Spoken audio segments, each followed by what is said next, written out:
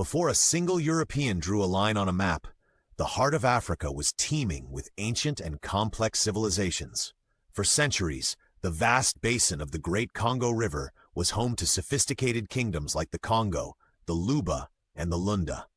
They had established intricate trade networks that stretched from the Atlantic to the interior, complex systems of law, and produced art of breathtaking beauty. This was a land with its own history, its own culture, and its own people. It was not empty, it was not dark, it was not waiting to be civilized.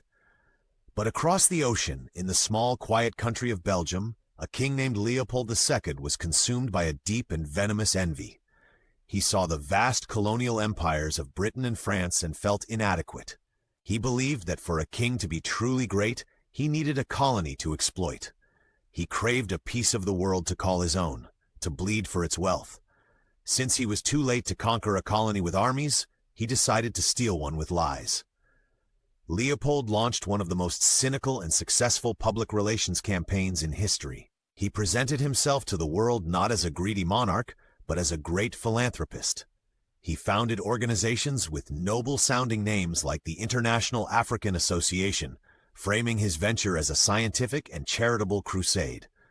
He spoke passionately about the need to bring the 3 C's to the heart of Africa: commerce, Christianity, and civilization. He made a solemn promise to stamp out the horrific Arab slave trade that was still plaguing Central Africa.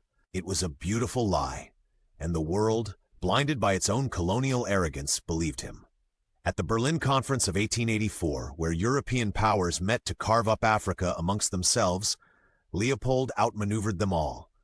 Through brilliant diplomacy and outright deception, he convinced the United States and the great powers of Europe to officially recognize his personal claim to the entire Congo Basin. The territory was not given to the country of Belgium. It was given to Leopold, the man. He became the sole private owner of a land 76 times the size of his own nation, home to millions of people. He named his personal kingdom the Congo Free State. They had no idea they had just handed those millions over to a monster who was about to unleash a holocaust of greed that would be hidden from the world for decades. Leopold's first order of business was to establish control. He created a brutal private army called the Force Publique.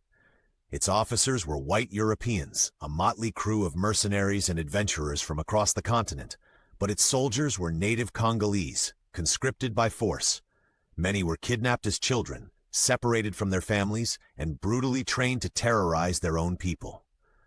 The Force Publique was not an army for national defense.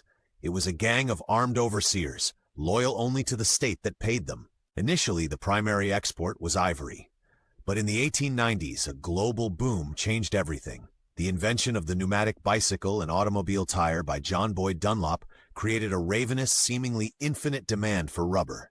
The Congo Basin was teeming with wild rubber vines. For King Leopold, it was as if he had been given a license to print money. But this money would be paid for in blood. He immediately abandoned the pretense of free trade. The entire state was carved into concessions, most of which were kept for himself. Leopold declared all vacant land to be the property of the state, which, of course, meant it was his property. This included all forests, rivers, and the resources within them. The Congolese people, who had lived on and used this land for centuries, were now deemed poachers if they tried to hunt, fish, or gather resources for themselves. Their only purpose was to serve their new king. The system he created was diabolical. Leopold's agents in the Congo set impossible rubber quotas for each village. To ensure these quotas were met, the Force Publique would storm a village and seize its women and children. These hostages were held in guarded stockades, often starved and brutalized, until the men of the village returned with the required amount of rubber. Day after day, the men were forced deep into the rainforests to find the rubber vines. They would have to climb high into the trees, slash the vines with knives, and lather their bodies with the sticky latex to transport it back. The work was grueling and dangerous. They had no time to hunt, no time to farm. Starvation became rampant. Failure to meet the quota resulted in punishment of unimaginable cruelty. The primary tool was the shakot, a whip made of raw, sun-dried hippopotamus hide with edges like razor blades. A sentence of 100 lashes was often a death sentence.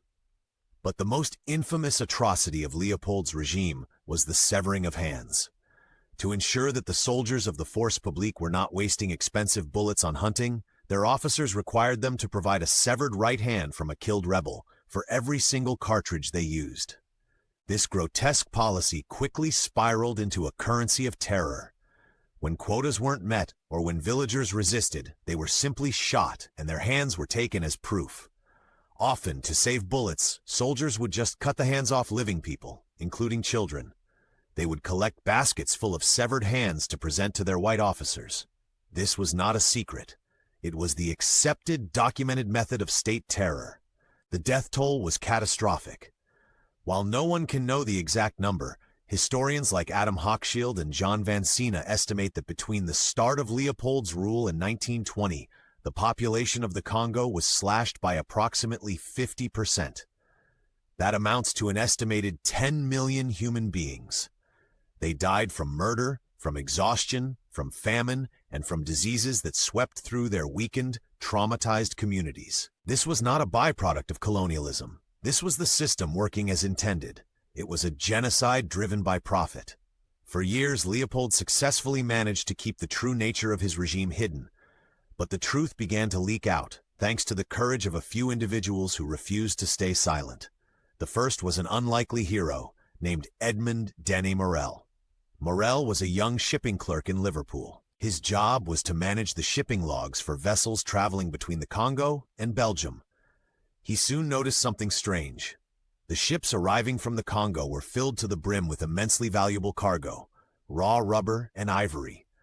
But the ships going back to the Congo carried almost no trade goods. They carried soldiers, officers, and vast quantities of firearms and ammunition. Morel, a man of sharp intellect and moral clarity, knew what this meant. There was no trade happening. This was not commerce. This was slavery. He famously wrote, "I was face to face with a secret society of murderers with a king for a crony." Morel quit his job and dedicated his life to exposing Leopold. He became an investigative journalist, writing hundreds of articles and pamphlets. He founded the Congo Reform Association, one of the world's first great human rights organizations, enlisting support from famous figures like Mark Twain and Arthur Conan Doyle. His campaign gained its most powerful weapon from an official source. The British government, under growing pressure, dispatched its consul in the Congo, an Irishman named Roger Casement, to investigate the rumors. Casement traveled deep into the Congolese interior and meticulously documented the horrors he witnessed. He collected sworn testimonies from survivors. His official government document, the Casement Report of 1904, was a calm, factual, and utterly devastating indictment of Leopold's entire system. It was undeniable proof. Around the same time, missionaries began to speak out. An African-American Presbyterian named William Shepherd documented atrocities, and a British missionary named Alice Seeley Harris used a new technology, the camera, to capture images of the horrors. Her photographs of a Congolese man named Sala looking at the severed hand and foot of his 5-year-old daughter, who had been killed and cannibalized by a rubber plantation sentry, became iconic symbols of the cruelty in the Congo. The international pressure, fueled by Morel's campaign, Casment's report, and Harris's photographs, became a global firestorm. King Leopold II, once hailed as a great humanitarian, was now exposed as a monster. In 1908, he was finally forced to relinquish his personal kingdom. The Congo Free State was handed over to the Belgian government, becoming the Belgian Congo. Before the handover was complete, Leopold made one last villainous move. He had the entire archives of his Congo Free State burned, destroying decades of records in a giant bonfire to hide the full extent of his crimes from history. The worst of the rubber terror ended, but the exploitation did not. The system of colonial rule continued, and the deep wounds inflicted upon the Congolese people never truly healed. The legacy of Leopold's ghost, a legacy of stolen resources, political instability, and immense trauma, haunts the Democratic Republic of Congo to this very day. The story of the Congo Free State is a stark reminder of the depravity that can hide behind the language of progress and civilization. It proves that the greatest atrocities are often not committed by raving madmen, but by cold, calculating men in suits, driven by insatiable greed. This history was not just buried, it was deliberately burned.